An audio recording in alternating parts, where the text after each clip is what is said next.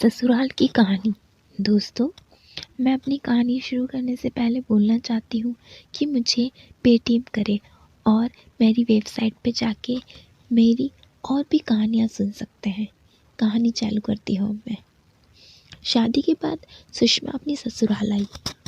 उसके ससुराल में उसकी 45 साल की सास, 50 साल का ससुर था।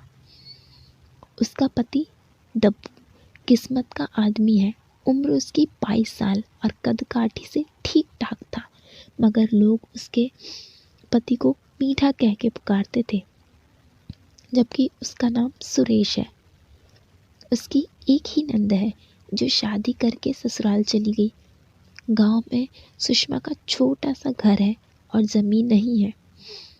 उसके सास ससुर गांव के जमींदार के खेत पर काम करते हैं, जबकि उसका पति एक दूध वाले की गायों की देखरेख करता है। शुरू शुरू में वो घर के सारे काम करती और घर के पिछवाड़े बंधी अपनी 3 गायों की देखभाल करती और उनका दूध निकालती।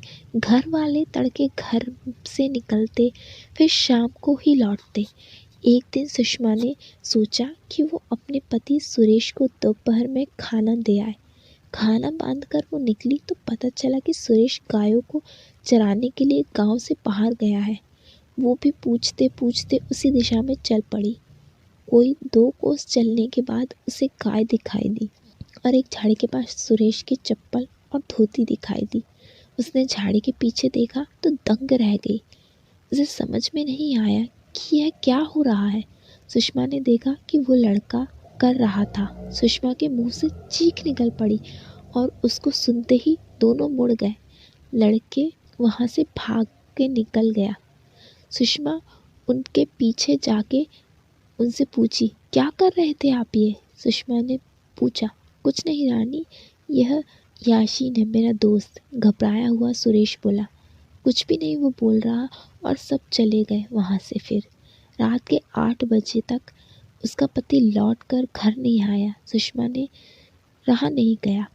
उसने घबराते हुए सास को चुपचाप सारी बात बताई।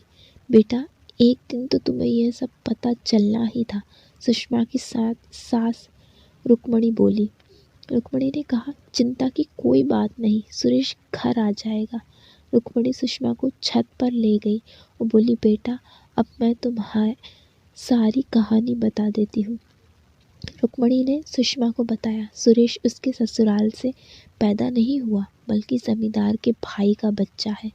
शादी के बाद मैं जमींदार के घर का काम करने जाती। फिर तुम अब समझ जाओ कि मैं क्या कहना चाह रही हूँ। जमींदार के छोटे भाई विकलांग थे और व्हीलचेयर पर बैठे रहते थे। मुझे बाद में उन लोगों ने छोटे मालिक की जिम्मेदारी दे दी। मैं उनको नहलाती, उनके कपड़े बदलती और उनका खाना पीना, मूत वगैरह साफ़ करती। गरीबी में और कोई चारा भी नहीं था। सुषमा आवक सी सब सुन रही थी। उसकी सास ने बताया, उसके बाद सुषमा के ससुर यानी लल्लू लाला जी का नंबर लगता था। बहुत वक्त के बाद तब कहीं जाकर छोटे मालिक खुश हुए। बदले में उन्होंने मेरे पति यानी तेरे ससुर को छोटी मालकिन को इजाज़त दी।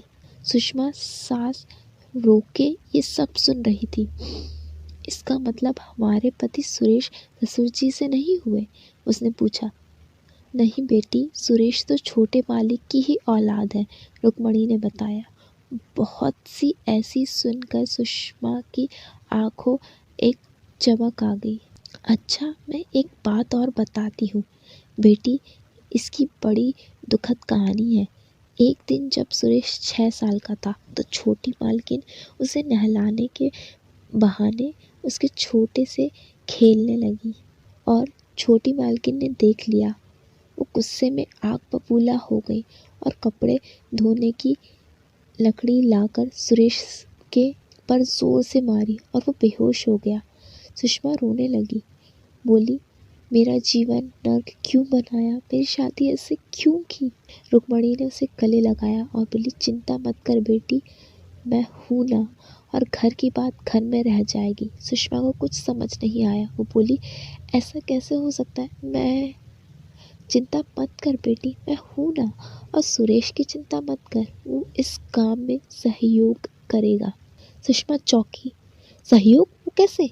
सुषमा को अब कुछ समझ नहीं आ रहा था, पर वो कुछ समझने की कोशिश करते करते कुछ कुछ समझने लगी थी। आज रात तू नहा धोकर तैयार रहना, रुक्मणी आंख मारकर बोली। रात को खाना वाना खाने के बाद सुषमा तैयार हो गई। 10 बजे उसकी सास उसके कमरे में आई और बोली, चल बेटी, घबराना मत, मैं तेरे पास हूँ। थोड़ी देर में रुक्मणी उसके पास आई और बोली, बेटी तैयार हो जा। लल्लू लाल भी वहीं थे। बेटा चिंता मत करो, सहयोग करो, ससुर जी बोले। ससुर जी ने बहू को धन्यवाद दिया। सुषमा को पता चल गया था। सुबह जब उसकी आँख खुली तो ससुर और पति दोनों काम पर जा चुके थे, मगर सास नहीं गई थी। अगले दिन रुक्मणी बोली, बेटी हालांकि तेरे ससुर शानदार हैं, वो आंख मारते हुए बोली। कोई 10 बजे रुक्मणी सुषमा को कमरे में ले गई और बोली कि तू टेंशन मत ले, मैं कुछ करती हूँ। तो फिर रुक्मणी ने मुझे ले मस्त सा लड़का फंसा के दिया और अब पति भी है और मज़े भी है।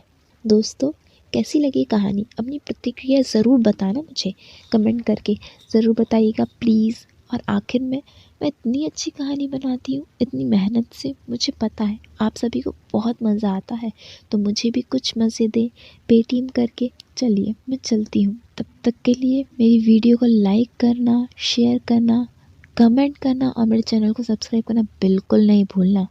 धन्यवाद। और मेरी स्टोरीज़ और भी देखना चाहते हैं तो मेरी वेबसाइट पे भी जा सकते हैं, नीचे दी है लिंक। चलो मैं अब चलती हूँ, मिलूँगी अब मेरी अगली स्टोरी में, तब तक के लिए बाय। दोस्तों मुझे माफ़ करना, थोड़ी सी तबीयत ठीक नहीं है इसलिए शायद थोड़ी स्टोरीज़ अच्छी नहीं बन पा रही होंगी, सॉरी और बाय।